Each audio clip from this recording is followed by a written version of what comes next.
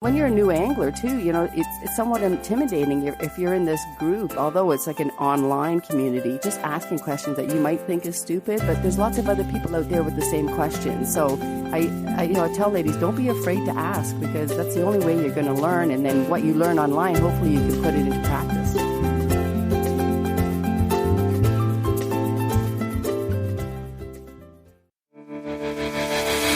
Welcome to the Woman Angler and Adventurer podcast, inspiring real women with a passion for fishing and the outdoors to go get their adventure on.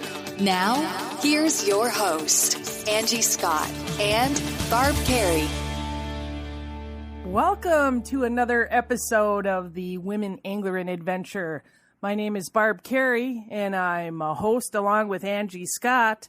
And today I have a very special guest on the show, and I'm up actually in Ontario, Canada, fishing, having a grand time with 35 other gals. And one of our guests is Yvonne Brown. And Yvonne is a famous angler throughout Canada, throughout the U.S. I just read an article in a magazine where she's one of the top most influential female anglers in the universe. Yvonne, welcome to the show. Hi, Barb. Thanks very much. So Yvonne, her claim to fame is she founded and works for the Ontario Women Anglers. Now, Yvonne, tell me a little bit about that organization.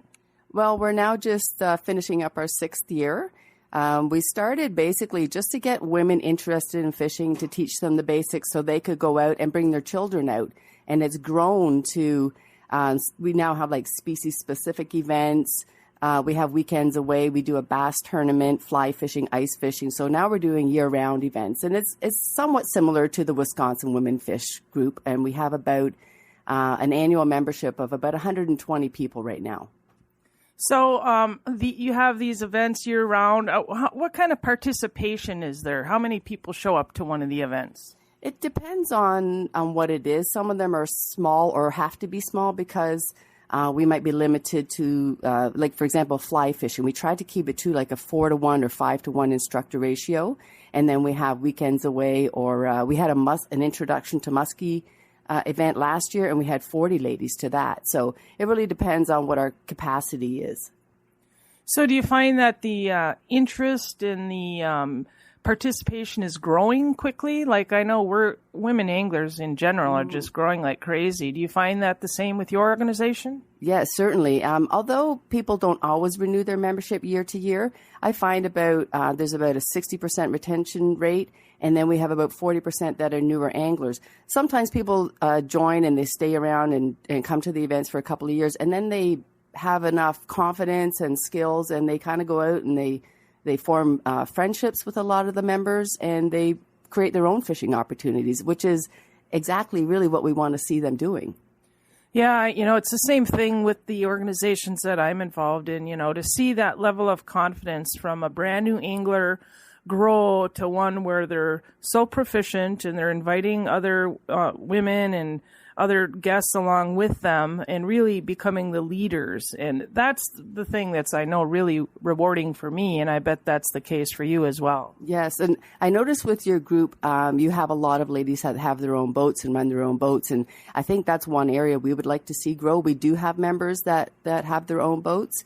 But there has been quite a bit of interest we have a boat, it's called the Pleasure Craft Operator's Card. That's required if you're going to run your own boat. So a lot of ladies are interested in taking that test and just learning more about boating and trailering. So that might be something that we try to encourage for next season. Yeah, I know it's some of our first events that, we would have women come up, no one had a boat. And now we're up here in Canada at this resort, and so many women have brought their own boats that there's not enough boat parking on the piers, and the lodge boats have to be beached because the ladies' boats are bringing nice boats too, and they're really proficient at them. I mean, you see them backing in, going out, it's like it's nothing. So that's just a way that our club has grown too, and I can see that would be a goal for the future.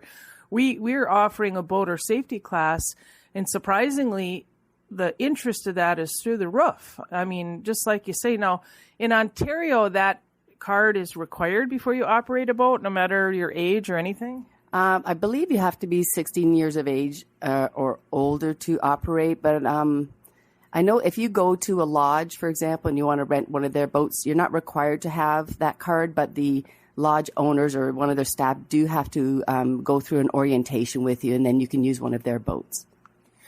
Well, women didn't seem to have any problem this week here. Now, you get a lot of you have a lot of Instagram followers. You have a pretty large online presence, and how did it come about that you're one of the most influential female anglers in the universe? Tell me about that. I have no idea. I don't know where that came from. All of a sudden, I get this email that I'm on this list, and I mean, it was great to see, but I don't know how. I guess they just got my information from online. But as far as like our Instagram and social media, we have a lady named Leslie Dungog, and she does all that. She does a great job.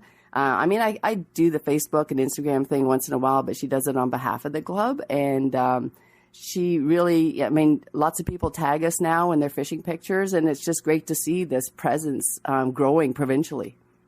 That's just so wonderful to see. And there's nothing better, I think, like I'm looking at the photos of our fishing up here this week, and, to see the smiles on their faces and getting these good pictures of these gals with these huge walleyes. I mean, and you can just see the joy in their hearts coming through their smile on their face. Yeah, it's great to see, ladies catching their biggest fish or catching the most fish they've ever got in one day.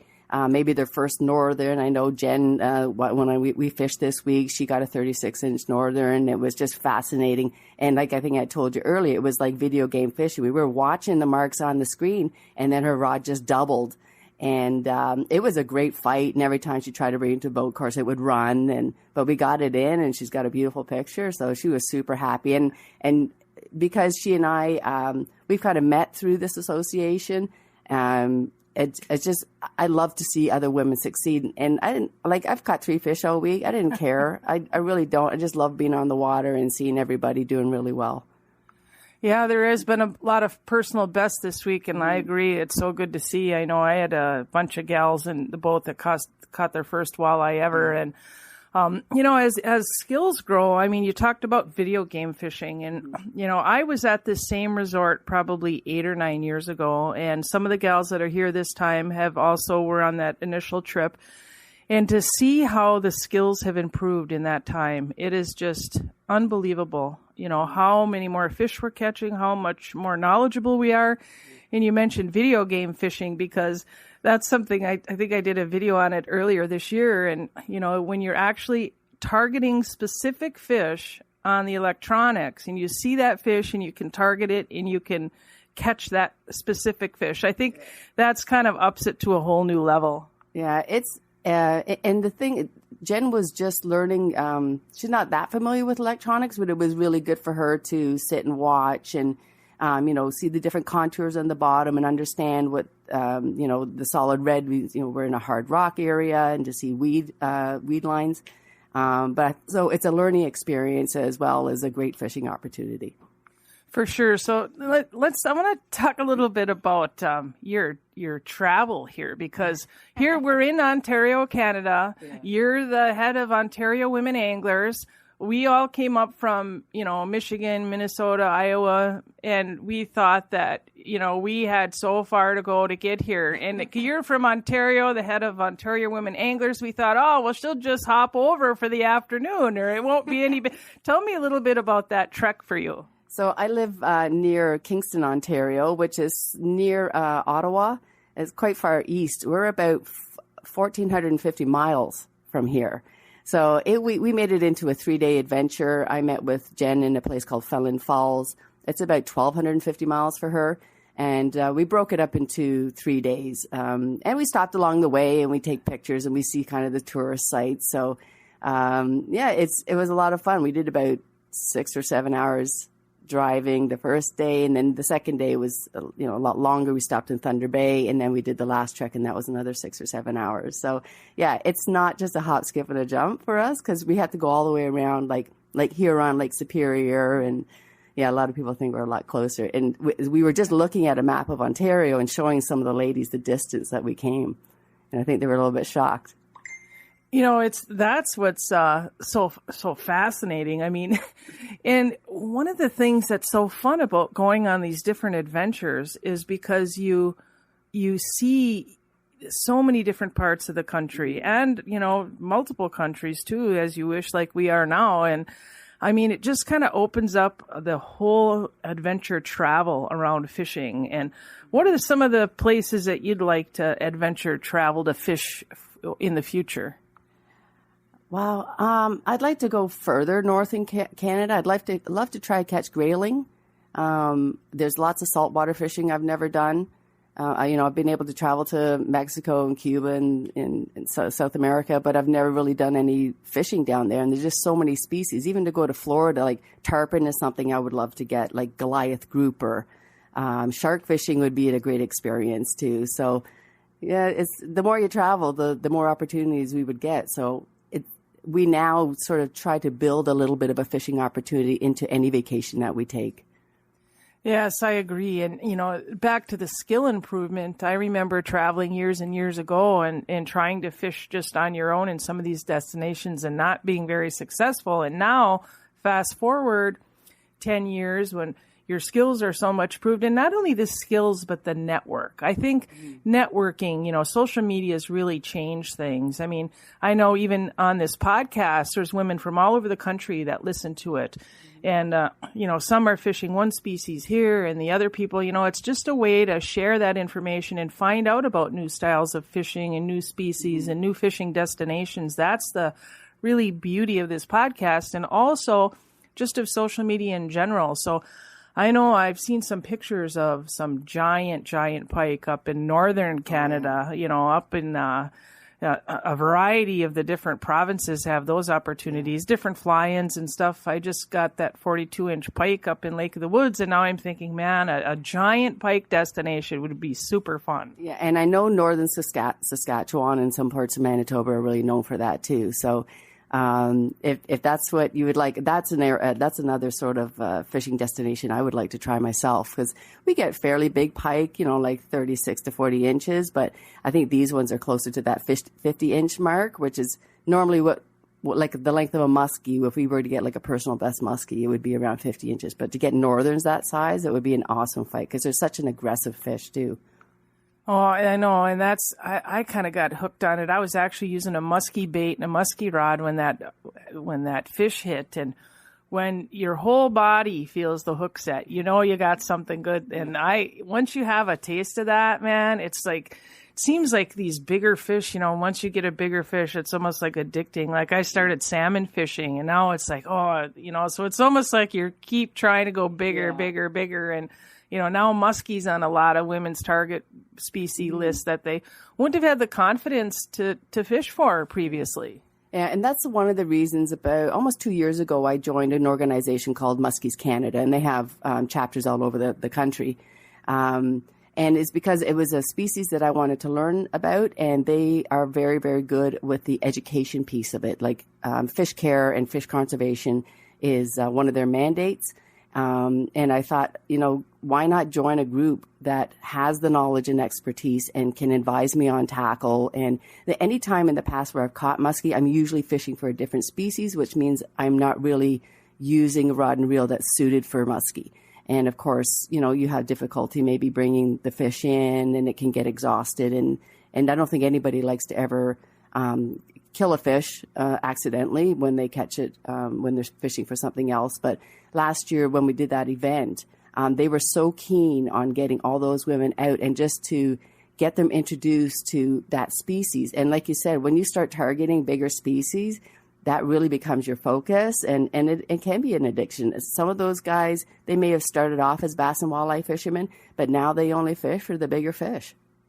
Yeah, it's fun. And, the thing of it is that when you do start targeting those fish, you have to be prepared to catch one. I mean, they say it's the fish at 10,000 casts, but I don't think it is anymore. I think that the odds of catching one, there's a lot more fish than there used to be. The lures and the baits and the technology is really a lot more improved. So you have to be prepared. And if you aren't familiar with the proper way to release one and have the proper hook cutting tools and the different tools that you need to properly handle one, you really need to educate yourself before even an incidental catch, even if you catch one by accident. You know, what are you going to do if you're out there fishing for walleye or pike and all of a sudden you get this 50-inch muskie in your net? I mean, those are some of the things that as a responsible angler, you have to prepare yourself for, right? And it almost doesn't sound like it's a negative thing. It's a positive thing that if that would happen, but you really need to be prepared. Mm-hmm. We had an incident on lake. We were doing a tournament, and these two guys were in a pontoon boat, and they were waving us over. Well, they were fishing, and they caught this 40-inch muskie. They had no net. They had nothing to grip the fish with. And so because we were in a bass boat, we were a little bit lower in the water too, where they were kind of high up, so they couldn't even lift the fish into the boat. So by the time we got there, the fish had been on the line for some time. So we were able to unhook it and revive it, but it probably took like a half hour, 40 minutes just to kind of get its strength back before it would submerge itself. Yeah, that stuff is really important. I know your group is very conservation minded. So is ours. And I think most women's groups are, you know, they really promote catch and release, especially these bigger trophy fish, and really try to educate the members to proper fish handling all across the board. So, you know, down the road here, what's in the future for Ontario women anglers? What events do you have coming up? We have a couple more left for the year. There's a bass tournament with my home club, which is the Port Perry Bassmasters. They've helped the last few years. They will have like one boater and two ladies on the boat. So that's September 15th, and we're fishing on a body of water. It's called the Bay of Quinte. It's attached to Lake Ontario. Then September 30th, we're going to have our Muskie Day again with the Kawartha Lakes chapter of Muskies Canada. We have a fly fishing weekend in October, and then we're going to have another sort of a Christmas social get together, and then we'll start planning for ice season. Yeah, it sure goes fast, and having these trips to look forward to really makes it something exciting to look forward to. Now, how do people find you on your social media outlets? Well, we do have an Instagram account. We have a public Facebook page, but we also have a closed group. And right now we have about 630 female anglers. And they're not just from Ontario. We have American anglers there. We have some ladies from Quebec and some from the other provinces. And in the beginning, it seemed like I was the only one sort of posting stuff and sharing event information. And now there's all sorts of women posting their fishing stories and sharing information and just putting a message out, like saying, hey, I'm going fishing this Saturday in such and such an area. Is anybody interested? So it's really becoming a community, and people are learning and sharing information and meeting up with each other. And I think it's a great thing, because I really do encourage ladies, don't go out fishing by yourself, and just meet new people in the community. And, you know, that sharing of information and support it's great to see. So what's the address? Our website address is ontariowomenanglers.ca. And if you just go on Facebook and just do a search on Ontario Women Anglers, you'll come up with like the public page and the closed group. And you just kind of hit a request to join the group. And then I just authorize it, and then you're in. Well, that's the same kind of thing that we have with the Women Angler and Adventure now. It's a closed group, and you ask to get in, and the amount of information sharing and photo sharing is awesome. So we're going to make sure that we share your group. So, you know, if people want to, I don't think that you can be in too many of those. You know, I'd rather be in 5 or 6 women's fishing groups than some of these other groups that people are sticking you in that you don't even want to be in to begin with. So, yeah. And there are some fishing groups on Facebook that unfortunately, you know, someone will post something and then they just get jumped on. And I find that with the ladies groups, like they're far more supportive, and education is really key. You know, and when you're a new angler too, you know, it's somewhat intimidating if you're in this group, although it's like an online community, just asking questions that you might think is stupid, but there's lots of other people out there with the same questions. So I tell ladies, don't be afraid to ask, because that's the only way you're going to learn. And then what you learn online, hopefully you can put it into practice. Absolutely. Great words of advice. And Yvonne, it's always a pleasure to fish with you. We don't get to fish together nearly enough. And usually we go to an event and we still don't get to fish together because we're both so busy with our, the other anglers, trying to mentor them and whatever else. So maybe someday we'll just have to take a trip how about a trip for those massive pike up in northern Saskatchewan or Manitoba? I would love that. Let's make it happen. Well, thank you for listening to the Women Angler and Adventure. My name is Barb Carey, and hit the subscribe button to this podcast so you don't miss another episode. And thank you, Yvonne, for being with us today. You're most welcome, and I do look forward to seeing you soon.